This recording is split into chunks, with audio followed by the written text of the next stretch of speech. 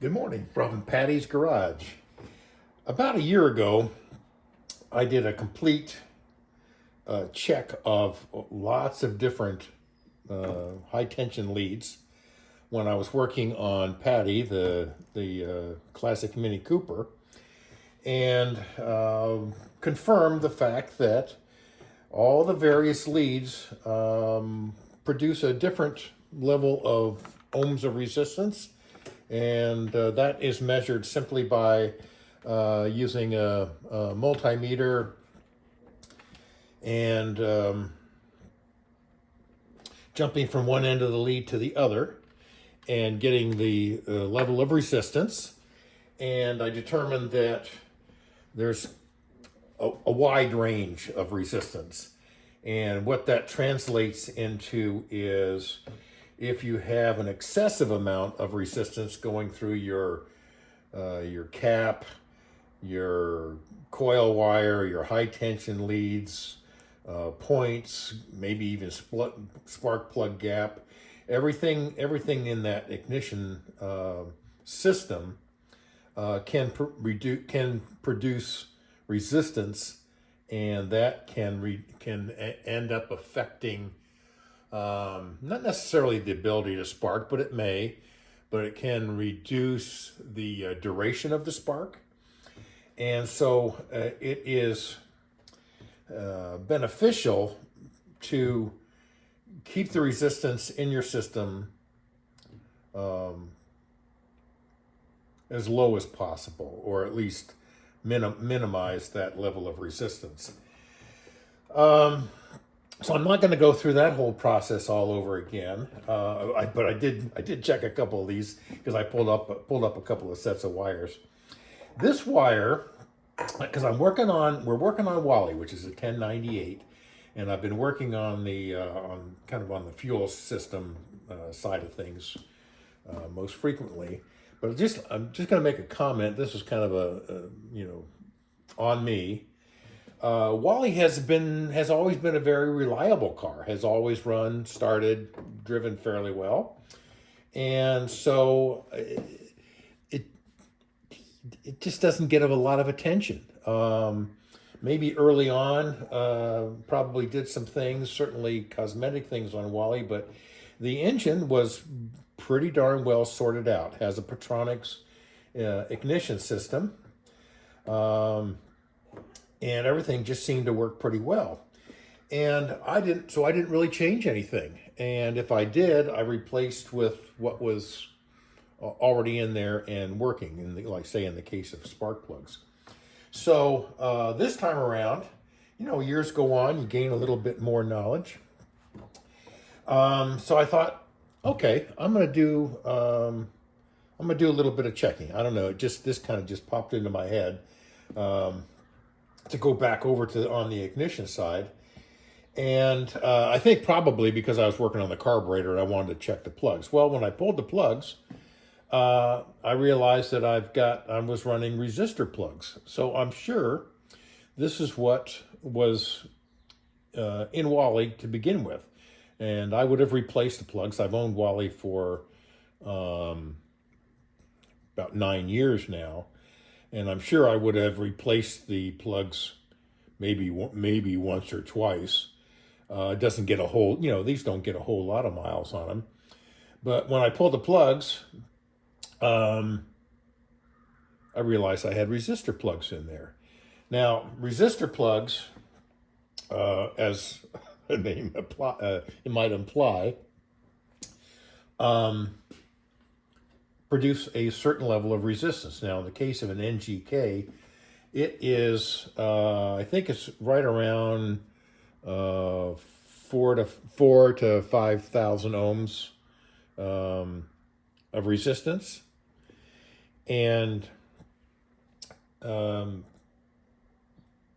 adds in, by the time you add that to your spark plugs, to the caps, and so forth, all adds up to the level of spark and spark duration. So when I pulled the plugs to take a look at those, I realized I had resistor plugs.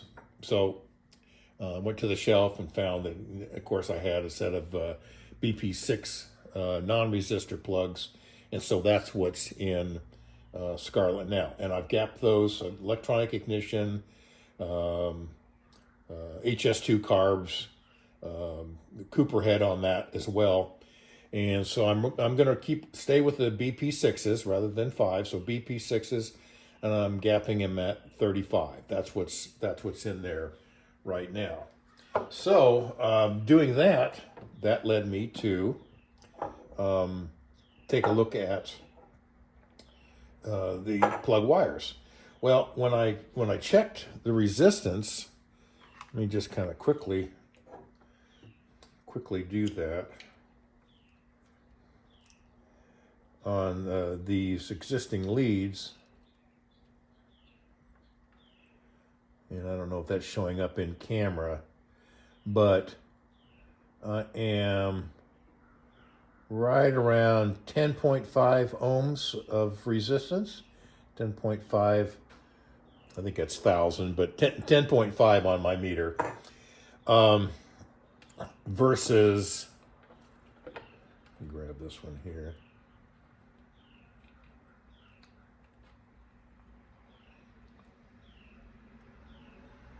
.5. So 10.5 versus 0.5. So that is, this has got a lot of resistance in it. And when I coupled it with another 5 ohms of resistance, so now we're 15.5 ohms of resistance. That is starting to get to the marginal range. I think it's still acceptable with our A series engines. We're not going to get a misfire necessarily on that. But if we introduce anything else, wrong plug gap, drop in voltage at the distributor, coil getting a little older, anything along those lines, this could go from 15 to 20, 25 ohms of resistance just because of the daisy chaining effect of all the various wires and bits and pieces. So I'm going to be changing the wires on Wally, and this came with, or I've kind of forgotten the history of this, but I know that I bought these separately, these caps, and they screw into these fiber core type plug wires, and I just like the looks of them.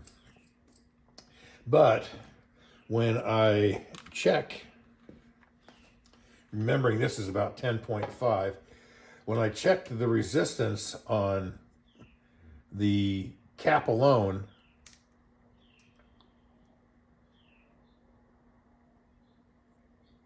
that's where this has got 5 ohms of resistance strictly in the cap. And I like it. It's a nice quality cap. This brass center portion in here snaps onto the spark plug very, very well. But when we've got, and this is what, probably less than a foot, and we're at 10.5, and five of that is this. So if I get rid of this wire and I go to this wire, which has only 0.5, I can fit this cap to this. Total will be 5.5, and that's about what this other new set of wires over here, that's where they start at, is about 5.5. So I think that's what I'm going to do. I think I'm going to kind of cut these to size, fit this Lucas style plug cap, high tension lead cap, and go with that. So just wanted to make note of that, discuss a little bit about resistance and resistor plugs. And so my plan is to modify these wires with this cap, and we'll go with that. One other item of note, I don't know if I made it clear. These resistor plugs, they add about 5 ohms of resistance. The non-resistor plugs, the straight BP6s, add no resistance. They're just a straight through solid piece of conductive material and add no additional resistance. So whatever resists from the distributor cap to the sparking end, the business end of the spark plug, will consist only of whatever resistance is through the wire and the terminal ends. And the straight BP6 non-resistor plug adds no additional resistance to the system. Well, on the topic of wires, these are NGK silicone. I think they're, I'm not seeing the size. Sometimes they'll talk about how thick the wiring is. But they did come with they're already numbered and approximately the same color as the plugs.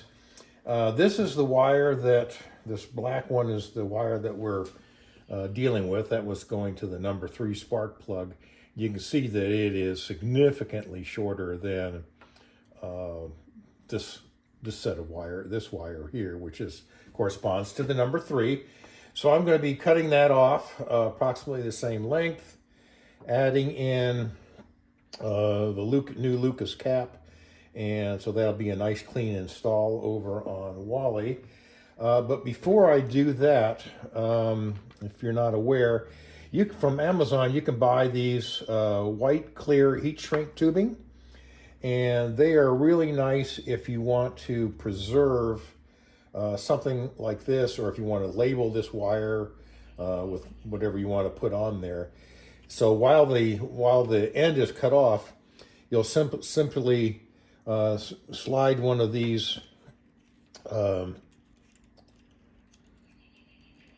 I can get one out of there, you'll find the appropriate size, slide it over the wire, and then use your little heat shrink tool to shrink around that, and then that will preserve it, prevent it from peeling off any further than what it already is. So I just wanted to mention that, and I'll come back and show you when one's done. Okay, so here's what the finished product looks like. We've trimmed this to size, screwed in the Lucas cap, and then that we put a little bit of clear heat shrink down on that part so that label will stay there. And yeah, so we're ready to go. So we'll just do that with the remaining wires and show you what that looks like when we're all done.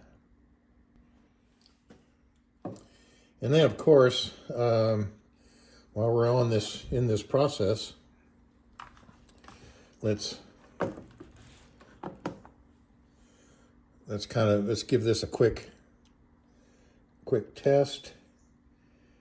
And I'm getting about 5.5, which is exactly what we anticipated that we would have.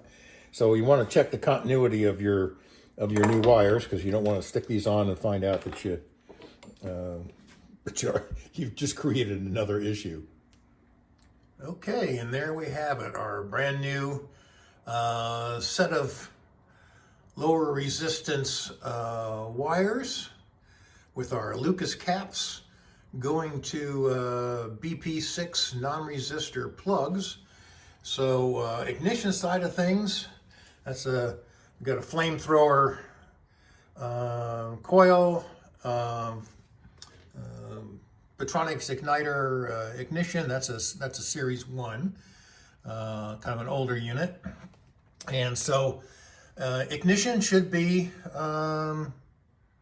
pretty well dialed in, so I can return to working on those carbs.